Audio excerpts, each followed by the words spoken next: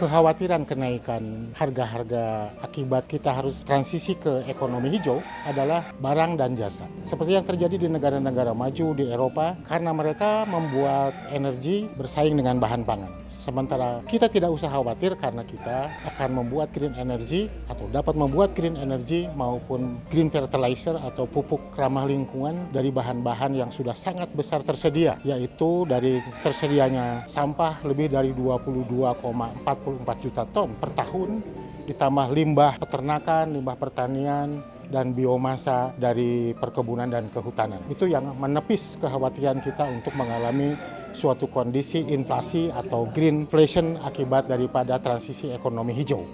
Benar bahwa salah satu yang dapat kita lakukan secara teknis saat ini kita bisa membuktikan, sudah proven setiap 1 ton limbah sampah organik itu bisa dikonversi menjadi 40 meter kubik biogas. Dan setiap meter kubik biogas itu setara mempunyai energi listrik menjadi sekitar 120 kWh. Dengan demikian kalau ada potensi 66 juta dari perkalian jumlah penduduk kali 0,7 kg sampah per hari, kali 60% saja, itu terdapat potensi listrik yang tersebar di seluruh Indonesia. Kita dapat membangkitkan di semua pelosok tanah air yang ada sampah, limbah maupun biomasa.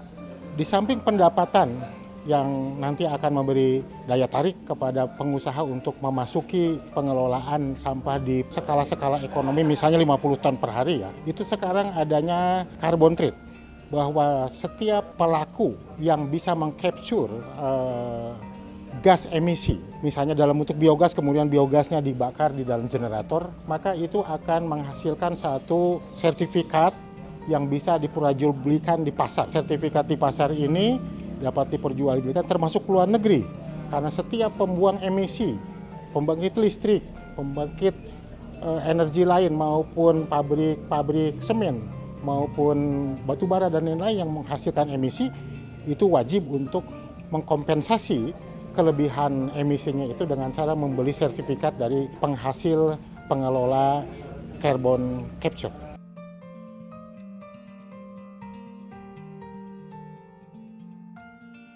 Berikan pupuk. Gitu.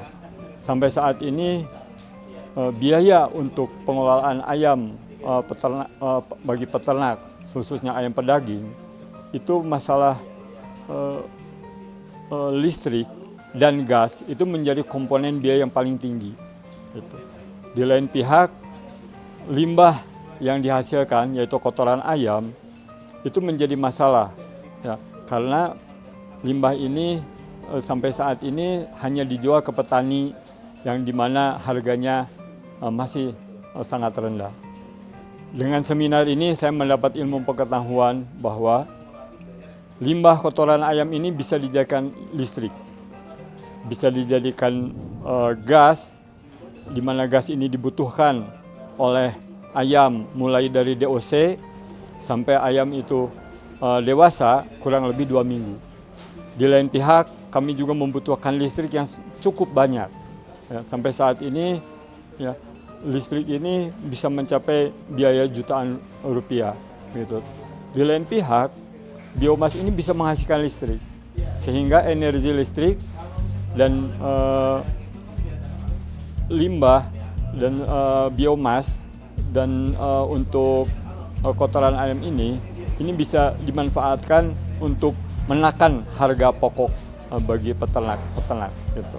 Adalah kami ingin memanfaatkan limbah dari kotoran ayam ini menjadi energi biomas, energi listrik dan gas. Seperti yang saya utarakan tadi bahwa gas dan listrik itu adalah komponen yang cukup tinggi untuk pemeliharaan ayam. Itu bisa mencapai 70%.